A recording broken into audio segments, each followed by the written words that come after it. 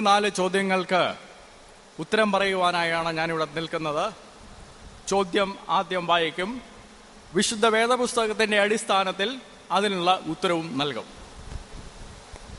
ചോദ്യം 1. ചോദ്യം ഉന്നയിച്ചിരിക്കുന്നത് മുഹമ്മദ് കുട്ടിയാണ്. കുരിശു സംഭവത്തിൻ്റെ ശേഷം ശത്രുക്കളായ യഹൂദന്മാർക്ക് മുമ്പിലും റോമൻ പടയാളികൾക്ക് മുമ്പിലും യേശു പ്രത്യക്ഷപ്പെട്ടതായി ബൈബിളിൽ തെളിവുണ്ടോ? ഉണ്ട്. ഞാൻ വായിക്കുകയാണ്. മത്തായിയുടെ സുവിശേഷം 28-ാം അധ്യായം അതിൻ്റെ 4-ാം വാക്യം. കാവൽക്കാർ, ഇത് കർത്താവായ യേശു ക്രിസ്തു ഉയർത്തെഴുന്നേറ്റ് കഴിഞ്ഞിട്ടുള്ളതാണ്. കാവൽക്കാർ അവനെ കണ്ട് വിറച്ച് മരിച്ചവരെ പോലെയായി. 2. ഈ ചോദ്യത്തിൻ്റെ പ്രസക്തി എന്ത് എന്ന് ഞാൻ ചിന്തിക്കുകയാണ്. ശത്രുക്കളുടെ മുമ്പിൽ പ്രത്യക്ഷപ്പെട്ടെങ്കിൽ മാത്രമേ അത് തെളിവാകുകയുള്ളൂ. ശത്രുക്കളുടെ മുമ്പിൽ പ്രത്യക്ഷപ്പെട്ടില്ല എന്ന് തന്നെ പറയാം. ഒരു കൊലപാതകം നടന്നു കഴിഞ്ഞാൽ ആ കൊലപാതകത്തിന് ദൃക്സാക്ഷികൾ ഉണ്ടെങ്കിൽ മാത്രമേ ആ കൊലപാതകം നടന്നു എന്ന് തെളിയിക്കുവാൻ കഴിയുള്ളൂ. ആ കൊലപാതകത്തിന്റെ യഥാർത്ഥ കുറ്റവാളിയെ കണ്ടെത്തുവാൻ കഴിയുള്ളൂ. അല്ല, അതിന് ഫോറൻസിക് എവിഡൻസ് എന്ന് പറയും. അതായത് കൊലപാതകം നടന്ന സ്ഥലങ്ങൾ നാം പരിശോധിച്ച ശേഷം അവിടുന്ന് കിട്ടുന്നതായ അടയാളങ്ങളുടെ അടിസ്ഥാനത്തിൽ ഇന്നത്തെ പോലീസ് ഉദ്യോഗസ്ഥന്മാരും അന്വേഷണ ഉദ്യോഗസ്ഥന്മാരും കുറ്റവാളിയെ കണ്ടെത്തും. അതേപോലെ കർത്താവായ യേശു ക്രിസ്തു ഉയർത്തെഴുന്നേറ്റതിന് ശേഷം റോമൻ പടയാളികളും ശത്രു യഹൂദന്മാരും കണ്ടില്ലെങ്കിൽ ഉയർത്തെഴുന്നേറ്റില്ലെന്ന് വരുമോ? ഇല്ല.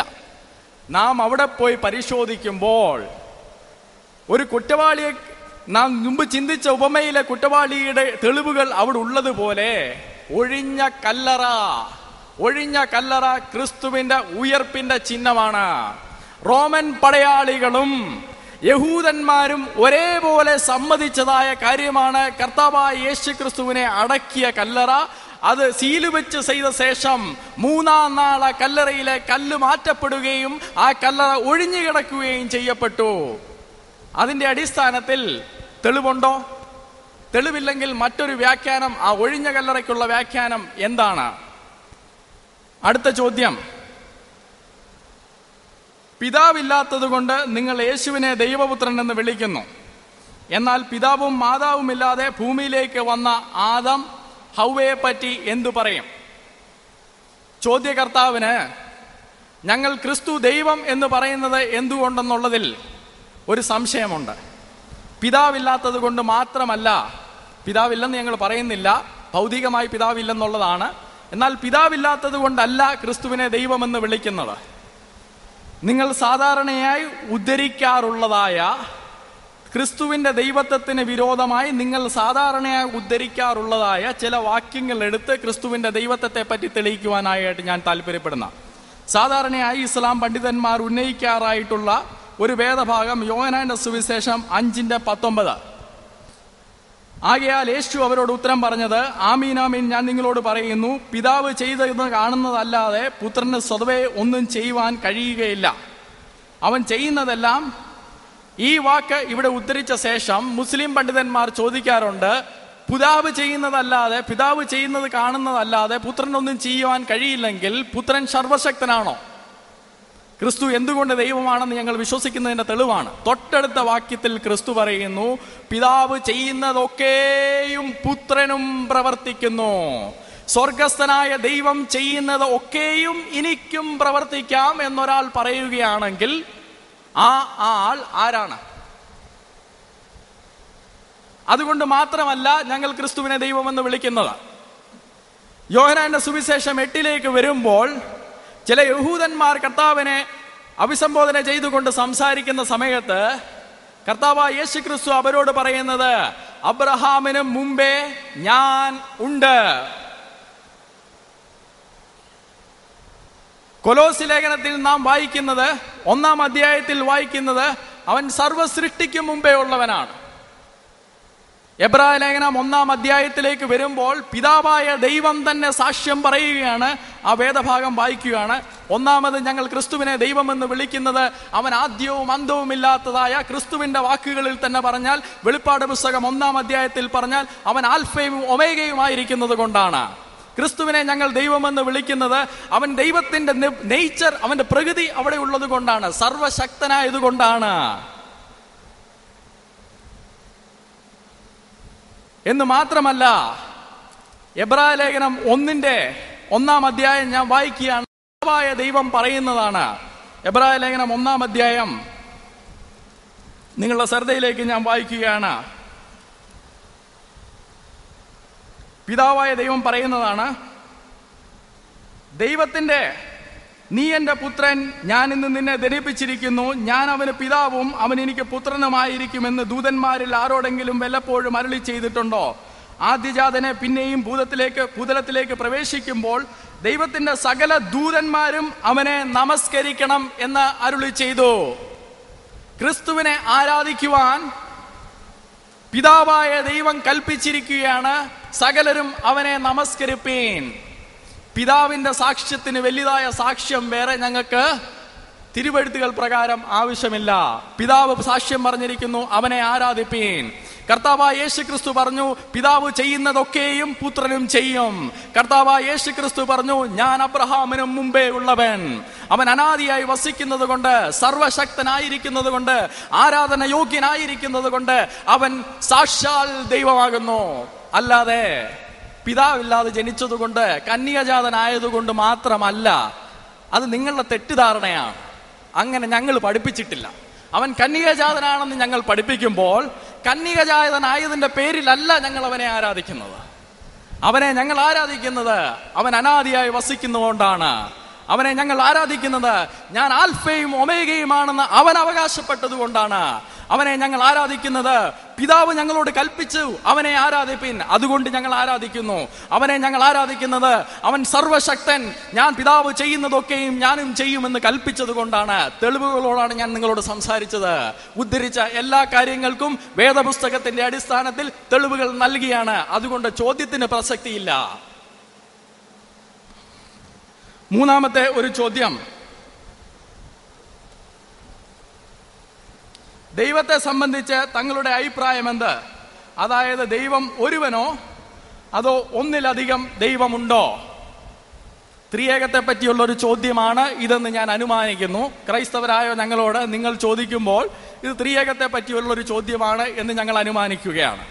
ഇതും നിങ്ങൾ സാധാരണയായി ഉദ്ധരിക്കാറുള്ള വിശുദ്ധ വേദപുസ്തകത്തിലെ ഒരു വാക്യത്തിന്റെ അടിസ്ഥാനത്തിൽ തന്നെ ഞാൻ അങ്ങ് തുടങ്ങുകയാണ്. ആവർത്തന പുസ്തകത്തിൽ നിന്ന് സാധാരണ എല്ലാ മുസ്ലിം പണ്ഡിതന്മാരും ഉദ്ധരിക്കാറുള്ളതായ ഒരു വാക്യമെന്ന് പറയുന്നത്, ഇസ്രായേലേ കേൾക്ക, യഹോവയായ നിന്റെ ദൈവം യഹോവ അവൻ ഏകനാകുന്നു. ഇസ്രായേലേ കേൾക്ക, യഹോവയായ നിന്റെ ദൈവം യഹോവ അവൻ ഏകനാകുന്നു. ഇത്രയും പറഞ്ഞ് മുസ്ലിം സഹോദരന്മാർ സാധാരണ പറയാറുണ്ട് അത് ത്രിയേക ദൈവവിശ്വാസത്തിന് അനുകൂലമായ വാക്യമല്ലെന്ന്. അത് അതിന്റെ അർത്ഥത്തോടുകൂടി നിങ്ങൾക്ക് മനസ്സിലാകാത്തതിന്റെ പ്രശ്നമാണ്. അതിലെ ഓരോ വാക്കുകളും ഞാൻ എടുത്തു പറയുകയാണ്. അവിടെ ദൈവം എന്നുള്ള പദം ഉപയോഗിച്ചിരിക്കുന്നത് എലോഹീം എന്നുള്ള പദമാണ്. എലോഹീം എന്നതിന്റെ തർജ്ജിമ അത് പ്ലൂറലാണ്, അത് ബഹുവചനമാണ്, അല്ലാതെ അത് സിംഗുലർ അല്ല, ഏകവചനമല്ല. എലോഹീം, ഇസ്രായേലേ, എലോഹീം യഹോവ, എലോഹീം യഹോവ, ഏകനെന്നുള്ള പദം എക്കാതെന്നാണ്. എക്കാതെന്നുള്ളതും അത് നാനാത്വത്തിൽ ഏകത്വത്തെ കാണിക്കുന്നതാണ്. ഉദാഹരണം, ആദം ഔവമാർ അവർ ഒന്നായി തീർന്നു എന്ന് പറയുമ്പോൾ അത് എക്കാതാണ്. എന്നാൽ മറ്റൊരു പദം ഹീബ്രുവിലുണ്ട്, അത് യാക്കീദ് എന്നാണ്. യാക്കീദ് എന്നുള്ള പദത്തിന്റെ അർത്ഥം അത് ന്യൂമറിക്കൽ വണ്ണസ് ആണ്. അതായത് ഏകൻ മാത്രം. അല്ല എങ്ങനെ ഏകനാണെന്ന് നിങ്ങൾ പറയുന്നു, ആ ഏകൻ എന്നുള്ള വാക്ക് ഉപയോഗിക്കണമെങ്കിൽ അതിന് യാക്കീദ് എന്നാണ് പറയുന്നത്. അബ്രഹാമിന്റെ ഏക സന്തതിയായ ഇസഹാക്ക് എന്ന് പറയുമ്പോൾ വാഗ്ദത്ത സന്തതി, ഏകസന്തതി എന്ന് പറയുമ്പോൾ അത് യാക്കീതാണ് ഉപയോഗിക്കുന്നത്. എന്നാൽ ഈ ഷെമ്മായിൽ ഉപയോഗിച്ചിരിക്കുന്നത് എക്കാതാണ്. ഇനി നമുക്കത് ഒന്നുകൂടെ ഒന്ന് കേൾക്കാം. ഇസ്രയേലെ കേൾക്കാ, യഹോവ, യഹോവ എന്നാണ് അവന്റെ പേര്. അല്ല എന്നോ മറ്റേത് പേരിലോ അവൻ അറിയപ്പെടുന്നില്ല. യഹോവ, എലോഹീം ബഹുവചനം, യഹോവ അവൻ എക്കാതാകുന്നു, അവൻ നാനാത്വത്തിൽ ഏകത്വമാകുന്നു. അപ്പൊ ബൈബിൾ എന്താണ് പറയുന്നത്? ആവർത്തന പുസ്തകത്തിൽ ഷെമ്മായിൽ ബൈബിൾ എന്താണ് പറയുന്നത്? അവൻ ത്രിയേകനാകുന്നു എന്നുള്ള സങ്കല്പം അവിടെ നിന്നാണ് വരുന്നത്. അല്ല, ഇനിയും വാക്യങ്ങൾ തരാം. യെശയ്യാവ് 48:12 മുതൽ 16 വരെയുള്ള വാക്യങ്ങളൊന്ന് വായിച്ചു നോക്കുക. അവിടെ സംസാരിക്കുന്ന സംസാര കർത്താവ് പറയുന്നത്, ഞാൻ അനാദിയാകുന്നവനാകുന്നു, ഞാൻ ആൽഫയും, ഞാൻ എന്നെന്നും എന്നേക്കുമുള്ളവനാകുന്നു. യഹോവയാണ് അവിടുത്തെ സംസാര കർത്താവ്. ഞാൻ ആദ്യം മുതൽ സംസാരിച്ചിട്ടുള്ളത്. ആ യഹോവയായ കർത്താവ് തന്നെ തന്നെ പരിചയപ്പെടുത്തിയ ശേഷം 16-ാം വാക്യത്തിൽ പറയുന്നത്, എന്നാൽ യഹോവയാണ് സംസാരിക്കുന്നത്. യഹോവ പറയുന്നത്, എന്നാൽ യഹോവ എന്നെയും തന്റെ ആത്മാവിനെയും ഇപ്പോൾ നിങ്ങളുടെ അടുക്കിലേക്ക് അയച്ചിരിക്കുന്നു. അവിടെ എത്ര പേരുണ്ട്? ഇത് പഴയ നിയമത്തിൽ നിന്നാണ്, യഹൂദരുടെ പുസ്തകത്തിൽ നിന്നാണ്, ക്രൈസ്തവരുടെ പുതിയ നിയമത്തിൽ നിന്നല്ല, യഹൂദന്മാരുടെ പഴയ നിയമത്തിൽ നിന്നാണ് ഞാൻ ഉദ്ധരിക്കുന്നത്. അവിടെ എത്ര പേരുണ്ട്? സംസാര കർത്താവായ യഹോവ, അയച്ച യഹോവ, കൂടെ അയച്ച യഹോവയുടെ ആത്മാവ്. എത്ര പേരുണ്ട്? 3. ഇനിയും തെളിവ് വേണോ? ഉൽപ്പത്തി പുസ്തകം 18-ാം അധ്യായത്തിലേക്ക് വരുമ്പോൾ 3 പേർ അബ്രഹാമിന് പ്രത്യക്ഷപ്പെട്ടു. ദൈവം കഴിച്ചോ എന്നൊക്കെ സാധാരണ ചോദിക്കാറുണ്ട്.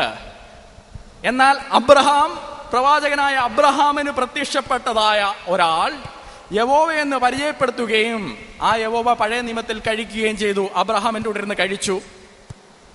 എന്നിട്ട് 19-ാം അധ്യായത്തിൽ വരുമ്പോൾ സോദോം ഗോമോരയെ നശിപ്പിക്കുന്ന കാര്യം പറയുമ്പോൾ പറയുന്നത്, ഭൂമിയിൽ ഒരു യഹോവയുണ്ട്. നിങ്ങൾ ഓർത്തിരിക്കണം, ഭൂമിയിൽ ഒരു യഹോവയുണ്ട്. ആ യഹോവ പറയുന്നത്, യഹോവ സ്വർഗത്തിൽ നിന്ന് യഹോവയുടെ പക്ഷത്ത് നിന്ന് തീയിറക്കി. എത്ര യഹോവയുണ്ട്? പഴയ നിയമത്തിന്റെ, ഇതൊക്കെ പഴയ നിയമത്തിന്റെ പഠനമാണ്, അല്ലാതെ പുതിയ നിയമത്തിന്റെ അല്ല. ഇത് യഹൂദന്മാർക്ക് യഹോവ കൊടുത്ത ദൈവവെളിപ്പാടാണ്. അത് യഹൂദന്റെ വെളിപ്പാടും ക്രൈസ്തവന്റെ വെളിപ്പാടും കഴിഞ്ഞിട്ട് 600 വർഷങ്ങൾക്ക് ശേഷം ഒരാൾ വന്ന് പറഞ്ഞാൽ അത് തിരുത്താൻ പടവൻ പോകുന്നില്ല. ഷെമ്മായിൽ പറഞ്ഞിരിക്കുന്നത് യഹോവ എലോഹീം, യഹോവ അവനെക്കാതാകുന്നു. അതിന് ഞാൻ നിങ്ങളുടെ തെറ്റിദ്ധാരണ മാറ്റിയെന്ന് വിചാരിക്കുന്നു. ദൈവം ഏകനാണോ? അവൻ ഏകനാണ്. അവൻ സത്തയിൽ, ബീയിങ്ങിൽ ഏകനാണ്. ദൈവം 2ആണോ? അതെ 2ആണ്. ദൈവം 3ആണോ? അതെ 3ആണ്. വ്യക്തിത്വത്തിൽ അവൻ 3ആണ്. ഉദാഹരണം ഞാൻ പറഞ്ഞു, ആദാം ഹൗവമാർ അവർ ഏകനാണോ? കർത്താവായ യേശു ക്രിസ്തു പറഞ്ഞു, മോശ പറഞ്ഞു അവർ ഏകനാകുന്നു. കർത്താവായ യേശു ക്രിസ്തു പറഞ്ഞു അവർ ഒന്നാകുന്നു. അവർ ഒന്നാണോ? ഒന്നാണ്. എന്നാൽ വ്യക്തികളിൽ അവർ 2ആണോ? 2ആണ്. മനുഷ്യ സമുദായം മുഴുവൻ ഏകമാകുന്നു. ആണോ? എന്നാൽ അവിടെ എത്ര ജെൻഡർ ഉണ്ട്? 2. എത്ര വ്യക്തികളുണ്ട്? അനേകം. എന്നാൽ അവർ ഒന്നാണോ? ഒരർത്ഥത്തിൽ അവർ ഒന്നാണ്, മറ്റൊരർത്ഥത്തിൽ അവർ 2ആണ്, അല്ലെങ്കിൽ അനേകരാണ്. ഇതാണ് ബൈബിളിന്റെ പഠിപ്പീര്.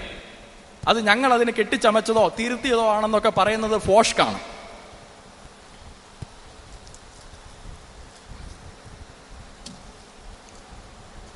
മൂന്നാമത് വേറൊരു ചോദ്യമുണ്ട്.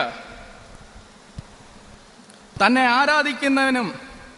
ആരാധിക്കാനും തന്നെ വിളിച്ച് പ്രാർത്ഥിക്കാനും യേശു ആഹ്വാനം ചെയ്യുന്നുണ്ടോ? ഉണ്ട്. പുത്രന്റെ നാമത്തിൽ ചോദിക്കുന്ന ഏവർക്കും ഉത്തരം അരുളുമെന്ന് കർത്താവായ യേശു ക്രിസ്തു പറയുന്നുണ്ട്. തന്നെ ആരാധിക്കുന്നവരുടെ ആരാധന കർത്താവായ യേശു ക്രിസ്തു സ്വീകരിച്ചിട്ടുണ്ട്. യോഹന്നാന്റെ സുവിശേഷം 20-ാം അധ്യായം അതിന്റെ 28ഉം 29ഉം വാക്യം, തോമസ് അവനോട് എന്റെ കർത്താവും എന്റെ ദൈവമായുള്ളവനെ എന്ന് പറഞ്ഞു. യേശു അവനോട് പറഞ്ഞു, എന്നെ എന്റെ കർത്താവും ദൈവമായുള്ളവനെ എന്നൊന്നും വിളിക്കരുത്, കാരണം ഞാൻ മനുഷ്യനല്ലേ, വെറും ഒരു പ്രവാചകനല്ലേ, എന്നെ നീ ഇങ്ങനെ ദൈവവും കർത്താവും എന്നൊക്കെ വിളിച്ചു പറയാം. അങ്ങനെയാണോ പറഞ്ഞത്? അല്ല. ആ ആരാധന തോമസ് ലീഹ എന്നെ ദൈവവും കർത്താവും എന്ന് വിളിച്ച് ആരാധിച്ചതായ ആരാധന കർത്താവായ യേശു ക്രിസ്തു സ്വീകരിച്ചു. തെളിവുകൾ അനേകമുണ്ട്.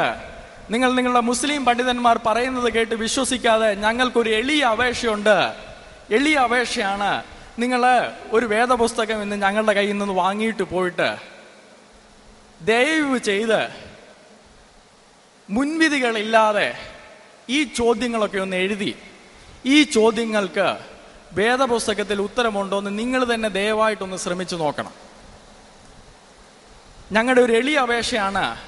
നിങ്ങൾ ഞങ്ങളുടെ സഹോദരന്മാരാണ്. നമ്മളെല്ലാം കേരളത്തിൽ ജനിച്ചവരാണ്. നമ്മളെല്ലാം മലയാളികളാണ്. ഒരു നാട്ടിൽ ജീവിച്ച് ഒരു കാലാവസ്ഥയിൽ ജീവിച്ച് ഒരേ ഭക്ഷണം കഴിക്കുന്ന ഒരേ ആൾക്കാരാണ് നമ്മൾ. ഞങ്ങളുടെ ഒരു എളിയ അപേക്ഷയാണ്, നിങ്ങൾ ഈ ചോദ്യം, ഇന്ന് ഞാൻ ഈ പറഞ്ഞതായ ചോദ്യത്തിന് ഉത്തരം നിങ്ങൾ തന്നെ ഒന്ന് എഴുതിയെടുത്തിട്ട് ഞങ്ങൾ വേദപുസ്തകം ഞങ്ങൾ തരാം. ഞങ്ങളുടെ വേദപുസ്തകം ഒന്ന് കൊണ്ടുപോയി മുൻവിധികളില്ലാതെ നിങ്ങൾ തന്നെ ഇതൊന്ന് വായിച്ച് അതിൻ്റെ അർത്ഥം മനസ്സിലാക്കിയാൽ ഞങ്ങൾ നിങ്ങളെ തെറ്റിദ്ധരിപ്പിക്കുകയോ കമ്പിളിപ്പിക്കുകയോ ചെയ്യുന്നതല്ലെന്ന് നിങ്ങൾക്ക് വളരെ വ്യക്തമായി മനസ്സിലാകും. ചോദ്യങ്ങളുടെ വരവ് ആദ്യം കണ്ടപ്പോൾ ഞാൻ വിചാരിച്ചു ഇന്ന് പോക്ക് നടക്കുകയല്ലെന്ന്. ഏതായാലും എഴുതാൻ അറിയാത്തത് കൊണ്ടാണോ അതോ ചോദ്യങ്ങൾ മനസ്സിൽ ഇല്ലാത്ത വിധത്തിൽ ഉത്തരങ്ങൾ ലഭ്യമായതുകൊണ്ടാണോ അധികമൊന്നും വന്നില്ല. വന്നിരിക്കുന്നതിൽ ചിലത് ഞാൻ വായിച്ച് അതിൻ്റെ ഉത്തരം പറയാൻ ആഗ്രഹിക്കുകയാണ്. പേരില്ലാത്ത ഒരാൾ എഴുതിയിരിക്കുന്നു: യേശു എല്ലാ പാപങ്ങളും ഏറ്റെടുക്കുന്നുവെങ്കിൽ നമുക്ക് എന്ത് തെറ്റ് ചെയ്ത് ഈ ലോകത്തെ ജീവിച്ചുകൂടെ? പിന്നെ സ്വർഗ നരകത്തിന് എന്താണ് അർത്ഥമുള്ളത്? സ്വർഗവും നരകവും ഉണ്ടെന്ന് വിശ്വസിക്കാത്ത ഏതോ യുക്തിവാദ സംഘത്തിൽ ഉൾപ്പെട്ട വ്യക്തിയായിരിക്കാം. യേശു എല്ലാ പാപവും ഏറ്റെടുത്തു എന്നത് സത്യമാണ്. എന്തിനു വേണ്ടിയിട്ടാണ് ഏറ്റെടുത്തതെന്ന് വെച്ച് കഴിഞ്ഞാൽ, നീ പിന്നെയും പാപത്തിൽ കിടക്കാനോ പാപം ചെയ്യാനോ അല്ല, മറിച്ച് നീ യേശു ക്രിസ്തുവിൻ്റെ സ്വഭാവത്തോട് അനുരൂപപ്പെട്ട് ദിനംതോറും യേശു ക്രിസ്തുവിനെ പോലെ നീ ആയിത്തീരുവാനായിട്ടാണ്. അപ്പോൾ അവിടെ പാപമില്ല. വിശുദ്ധ ബൈബിളിൽ പറയുന്നു, അവൻ വെളിച്ചത്തിലിരിക്കുന്ന പോലെ നാം വെളിച്ചത്തിൽ നടക്കുന്നുവെങ്കിൽ നമുക്ക് തമ്മിൽ കൂട്ടായ്മയുണ്ട്. യേശുവിൻ്റെ രക്തം സകല പാപം പോക്കി നമ്മെ ശുദ്ധീകരിക്കുന്നു. അപ്പോൾ യേശുവിനോട് കൂടെ നടക്കുന്ന അനുഭവത്തിൽ പാപം ചെയ്യുകയില്ല. പാപം ചെയ്യാൻ വേണ്ടിയിട്ടല്ല യേശു നിന്നെ പാപത്തിൽ നിന്ന് രക്ഷിച്ചിരിക്കുന്ന, മറിച്ച് നീ വിശുദ്ധിയുടെ അനുഭവത്തിൽ ജീവിക്കുവാൻ വേണ്ടിയിട്ടാണ്. മനുഷ്യൻ്റെ പാപത്തിനു വേണ്ടി യേശു കുരിശിൽ മരിച്ചു എന്ന് വിശ്വസിക്കുന്ന പ്രദേശങ്ങളിൽ മഹാമാരിയായ എയ്ഡ്സ് കൂടുതലും, എന്നാൽ യേശു പ്രവാചകൻ മാത്രം എയ്ഡ്സ് കുറവുമാകാൻ കാരണം ദയവായി വിവരിച്ചാലും. അബ്ദുൽ സാഹിബിൻ്റെ ചോദ്യമാണ്, മറുപടി പറയാം. ഈ ചോദ്യം എനിക്ക് കിട്ടിയതുകൊണ്ട് ഞാൻ മറന്നുപോയൊരു കാര്യം നിങ്ങളോട് പറയാൻ ആഗ്രഹിക്കുക. ഇസ്ലാം മതത്തിൽ പല വിഭാഗങ്ങളുണ്ട്. അതിലൊരു വിഭാഗമായിരിക്കുന്ന സൂഫി വര്യന്മാരെ സംബന്ധിച്ചിടത്തോളം അവരുടെ ധാർമ്മിക മാതൃക യേശുക്രിസ്തുവാണ്. യേശുക്രിസ്തുവിൻ്റെ ധാർമ്മികതയുടെ പടിവാതിക്കലെത്താൻ പോലും മറ്റാർക്കും കഴിയുകയില്ല എന്നുള്ളത് കൊണ്ടാണ് സൂഫി വര്യന്മാർ യേശുക്രിസ്തുവിനെ അവരുടെ മാതൃകാ പുരുഷനായിട്ട്, ആചാര്യനായിട്ട് അംഗീകരിച്ചുകൊണ്ട് നടക്കുന്നത്. ഇനി എയ്ഡ്സ് ഏറ്റവും കൂടുതലുള്ളത് ഏത് രാജ്യത്തിലുള്ളതാണെന്ന് അറിവില്ലായ്മ കൊണ്ടാണ് അദ്ദേഹം ഇങ്ങനെ എഴുതിയത്. തീർച്ചയായിട്ടും സൗത്ത് ആഫ്രിക്കയിലാണ് ഏറ്റവും കൂടുതൽ എയ്ഡ്സ് ഉള്ളത്. അവിടെ ആരാ ഉള്ളത് കൂടുതലുള്ളതെന്നുള്ളത് നിങ്ങൾക്ക് അറിയാമല്ലോ. ഞാൻ HIV എയ്ഡ്സ് രോഗികളുടെ ഇടയിൽ പ്രവർത്തിക്കുന്ന ഒരു വ്യക്തിയാണെന്നുള്ളത് കൊണ്ട് വിശദമായിട്ട് അതിനെക്കുറിച്ച് അറിയാം.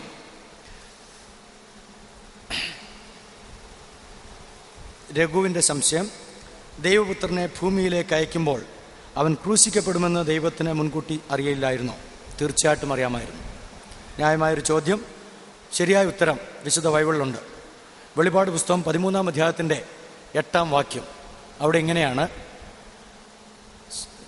ലോകസ്ഥാപനം മുതൽക്ക് തന്നെ അറുക്കപ്പെട്ട ദൈവത്തിൻ്റെ കുഞ്ഞാട് എന്ന് പറഞ്ഞാൽ യേശുക്രിസ്തു മനുഷ്യനായി ഭൂമുഖത്തേക്ക് വരുന്നതിന് മുൻപേ, ഈ ഭൂമിക്കൊരു അസ്തിത്വം ഉണ്ടാകുന്നതിന് മുമ്പേ, അതിനെക്കുറിച്ച് യുക്തിവാദികളായി നിങ്ങൾക്ക് ചിന്തിക്കാൻ പോലും കഴിയില്ലെന്നുള്ള യുക്തിയുള്ള ഏതൊരു വ്യക്തിക്കും മനസ്സിലാകും.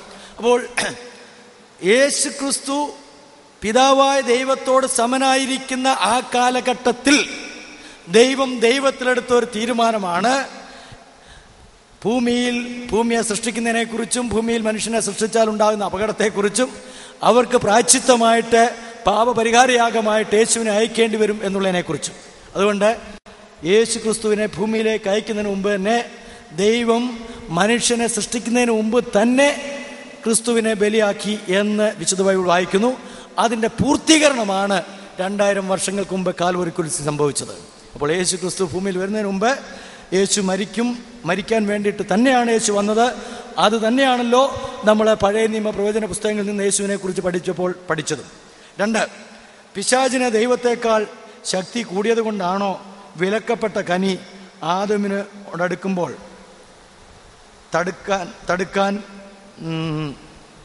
തടുക്കാതെ ഇരുന്നത്? ആ ചോദ്യം വ്യക്തമല്ലെങ്കിലും ഇതായിരിക്കാം അദ്ദേഹം ഉദ്ദേശിച്ചത്. പിശാചിന് ദൈവത്തെക്കാളും ശക്തി കൂടുതലാണോ? ശക്തി കൂടുതലായിരുന്നെങ്കിൽ തീർച്ചയായിട്ടും ആ കനി ഭക്ഷിക്കാനായിട്ട് ആദം പറിക്കാനായിട്ട് ചെല്ലുമ്പോൾ അതിനെ തടുക്കാമായിരുന്നല്ലോ എന്ന്. നേരത്തെ ബ്രദർ ജെറി പറഞ്ഞതുപോലെ നിങ്ങൾ വേദപുസ്തകം വീട്ടിൽ കൊണ്ടുപോയി ഒന്ന് വായിക്കണം. അവിടെ ആദം അല്ല കനി പറിക്കാൻ പോയത്, ഹവ്വയാണെന്നാണ് എഴുതിയിരിക്കുന്നത്. അത് സ്ത്രീയെ മോഹിപ്പിച്ചതാണ്. അവൾ അത് കണ്ട് വശീകരിക്കപ്പെടുവാൻ കാരണം ദൈവം കൊടുത്ത ജ്ഞാനം, ദൈവം കൊടുത്ത വിശുദ്ധി, ദൈവം കൊടുത്ത നീതി അവയെ അവൾ വേണ്ടുന്ന പോലെ ഉപയോഗിച്ചില്ല എന്നുള്ളതാണ്. God has given us the free will. ദൈവം നമുക്ക് ഓരോരുത്തർക്കും ഇച്ഛാശക്തിയെ തന്നിട്ടുണ്ട്, തീരുമാനിക്കാനും സ്വീകരിക്കാനും തള്ളിക്കളയാനും. അതുകൊണ്ടാണല്ലോ നിങ്ങൾക്ക് ഈ ചോദ്യങ്ങൾ ചോദിക്കാൻ പോലും ഇടയാകുന്നത്. ദൈവം നിങ്ങൾക്ക് ഈ സ്വാതന്ത്ര്യവും ഫ്രീ വില്ലും തന്നിട്ടില്ലായിരുന്നെങ്കിൽ, ഇച്ഛാശക്തി തന്നിട്ടില്ലായിരുന്നെങ്കിൽ ഈ വിധത്തിൽ നിങ്ങൾക്ക് ചോദ്യങ്ങൾ ഉന്നയിക്കാൻ പോലും പറ്റുകയില്ലായിരുന്നു.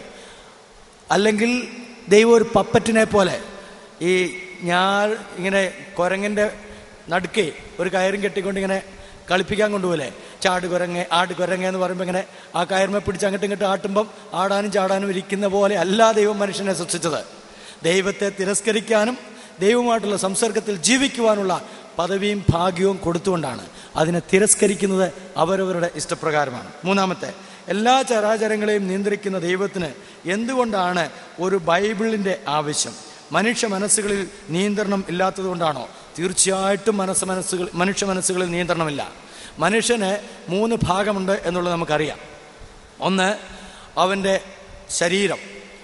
ഒരൊറ്റ ചോദ്യം നിങ്ങളോട് മറുചോദ്യമായിട്ട് ഇതിനോട് ബന്ധപ്പെടുത്തി ചോദിക്കാൻ ആഗ്രഹിക്കുക. What is the core of your life? നിങ്ങളുടെ ജീവിതത്തിൻ്റെ കേന്ദ്രം എന്ന് പറയുന്നത് എന്താ? നിങ്ങൾ തന്നെ ചിന്തിച്ചാൽ മതി. നിങ്ങളുടെ ജീവിതത്തിൻ്റെ കേന്ദ്രം എന്താ? ആ കേന്ദ്രം എന്താണെന്ന് നിങ്ങൾക്ക് കണ്ടെത്താൻ കഴിഞ്ഞാൽ ഈ പ്രശ്നത്തിന് പരിഹാരം കിട്ടും. അപ്പോൾ മനുഷ്യനെ ചിന്തിക്കാൻ ദൈവം കൊടുത്തിരിക്കുന്ന ബുദ്ധിയെ, ജ്ഞാനത്തെ നിയന്ത്രിക്കാൻ കഴിയാത്തത് കൊണ്ടാണ് നിങ്ങൾ ഷോ എന്നൊക്കെ ഇടയ്ക്കിടയ്ക്ക് തന്നെ പറയുന്നത്. സൈക്കോളജിക്കലി വളരെ കറക്റ്റായിട്ടുള്ള കാര്യമാണ്. ഇന്നലകളിൽ നിങ്ങൾ പറഞ്ഞ കാര്യത്തെ ഓർത്ത് ഇന്ന് നിങ്ങൾ അനുദപിക്കും. നേരത്തെ നല്ലതാണെന്ന് വിചാരിച്ച് ചെയ്ത കാര്യങ്ങൾ ഇപ്പോൾ അല്ല എന്ന് തോന്നും. കാരണം എന്താണ്? നിങ്ങൾക്ക് നിങ്ങളെ തന്നെ നിയന്ത്രിക്കാൻ കഴിയാത്തത് കൊണ്ട്. അപ്പോൾ പിന്നെ ആര് നിയന്ത്രിക്കണം? അതിനാണ് യേശു ക്രിസ്തു തൻ്റെ ആത്മാവിനെ അയക്കുമെന്ന് പറഞ്ഞത്. ആ ആത്മാവാണ് യേശു ക്രിസ്തു വാഗ്ദത്തം ചെയ്യുന്ന പരിശുദ്ധാത്മാവ്, നമ്മോട് കൂടെ എന്നേക്കും വസിക്കുവാനായിട്ട് തരുന്ന പരിശുദ്ധാത്മാവ്. ക്രൂശീകരണ സമയത്ത് പിതാവിനോട് പ്രാർത്ഥിക്കുന്നതിൻ്റെ പ്രസക്തി എന്താണ്? ഞാൻ നേരത്തെ സൂചിപ്പിച്ചത് നിങ്ങൾ ശ്രദ്ധിച്ച് കാണുകയില്ല. ഞാൻ പറഞ്ഞു, യേശു ക്രിസ്തു മനുഷ്യൻ്റെ പ്രതിനിധിയായിട്ടാണ് ക്രൂശിതനായത്, ദൈവത്തിൻ്റെ പ്രതിനിധിയായിട്ടല്ല. യേശു മനുഷ്യൻ്റെ പ്രതിനിധിയായിട്ട് കാൽവരി കുരിശിൽ ബലിയായപ്പോൾ ദൈവം, പിതാവായ ദൈവം മനുഷ്യൻ്റെ എല്ലാ ശിക്ഷയും പുത്രനായ യേശുവിൻ്റെ മേൽ ഏൽപ്പിച്ചു കൊടുത്തു.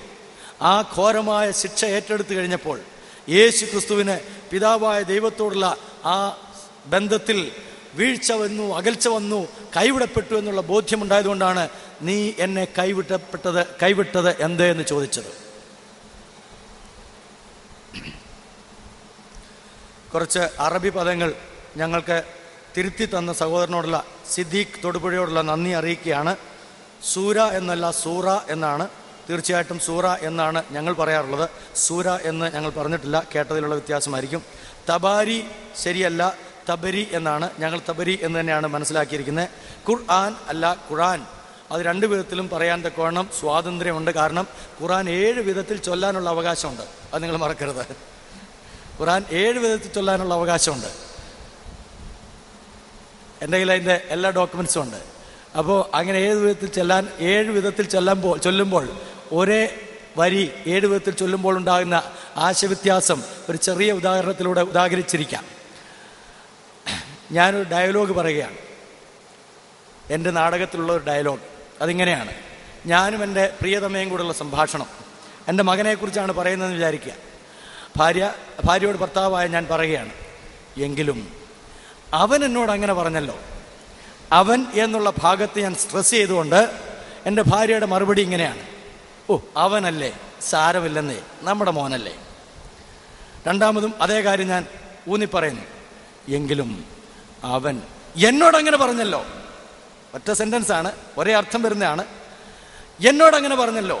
മറുപടി വരുന്നത് നിങ്ങളോടല്ലാതെ പിന്നെ ആരോടാ അവൻ പറയേണ്ടത്? മൂന്നാമത്തത്, എങ്കിലും അവൻ എന്നോട് അങ്ങനെ പറഞ്ഞല്ലോ. മറുപടി എന്താ വരിക? എങ്ങനെ പറഞ്ഞെന്നായി പറയുന്നേ? അപ്പൊ 7 വിധത്തിൽ ഒരു സൂക്തം ചൊല്ലിയാൽ അതിൻ്റെ അർത്ഥം എവിടെ പോയി കിടക്കും എൻ്റെ സഹോദരങ്ങളെ? ഇരിക്കുന്ന പ്രതീകാത്മകങ്ങൾ, അത് പ്രധാനമായിട്ടും 2 പ്രതീകാത്മകങ്ങൾ കർത്താവിൻ്റെ ജനനത്തോടുള്ള ബന്ധത്തിലും യേശുവിൻ്റെ സ്നാനത്തോടുള്ള ബന്ധത്തിലും പറഞ്ഞ് അവസാനിപ്പിക്കുകയാണ്. യേശുക്രിസ്തു ജനിച്ചപ്പോൾ തന്നെ യേശുവിൻ്റെ മരണത്തെക്കുറിച്ച് പ്രവചിച്ചിരുന്നു, അല്ലെങ്കിൽ അത് പ്രതീകാത്മകമായിട്ട് വെളിപ്പെടുത്തിയിരുന്നു. യേശുക്രിസ്തുവിനെ പൊന്ന്, മൂര്, കുന്തിരുക്കം അവിടെ വന്നതായ വിജ്ഞാനികൾ കൊണ്ട് കൊടുത്തപ്പോൾ അത് യേശുക്രിസ്തുവിൻ്റെ പൗരോഹിത്യത്തെയും രാജകത്വത്തെയും പ്രവാചകത്വത്തെയും വെളിപ്പെടുത്തുന്നതായിരുന്നു. അതുകൊണ്ട് തന്നെ യേശുക്രിസ്തു മശികയാണെന്ന് തെളിയുകയും ആ മശിക ബലിയായി തീരണം എന്നുള്ള പഴയ നിയമ പ്രവചനങ്ങൾ പൂർത്തീകരിക്കുമായിരുന്നു. 2, യേശുവിൻ്റെ സ്നാന സമയത്ത് യേശുക്രിസ്തു സ്നാനപ്പെട്ടപ്പോൾ സകല നീതിയും ഇങ്ങനെ നിറവേറട്ടെ എന്ന് യേശു പറഞ്ഞതിൻ്റെ പൊരുൾ എന്താണെന്ന് പഴയ നിയമത്തിൽ നിന്ന് വ്യക്തമാണ്. പുറപ്പാട് പുസ്തകം 29-ാം അധ്യായത്തിൻ്റെ 4-ാം വാക്യവും 30-ാം അധ്യായത്തിൻ്റെ 17-ഉം 40-ാം അധ്യായത്തിൻ്റെ 30-ാം വാക്യവും ലേവ്യർ 1:7-11 വാക്യങ്ങളിൽ യേശുക്രിസ്തു സ്നാനം സ്വീകരിച്ച സമയത്ത് താൻ തന്നെ യാഗമൃഗമാണെന്നും താൻ തന്നെയാണ് യാഗം കഴിക്കാൻ പോകുന്ന പുരോഹിതനെന്നും വെളിപ്പെടുത്തുകയായിരുന്നു. ആ പഴയ നിയമ യാഗങ്ങളിൽ യാഗം കഴിക്കുന്ന പുരോഹിതൻ യാഗം കഴിക്കാൻ പോകുന്നതിന് മുമ്പായിട്ട് തന്നെ തന്നെത്താൻ ശുദ്ധീകരിക്കണം.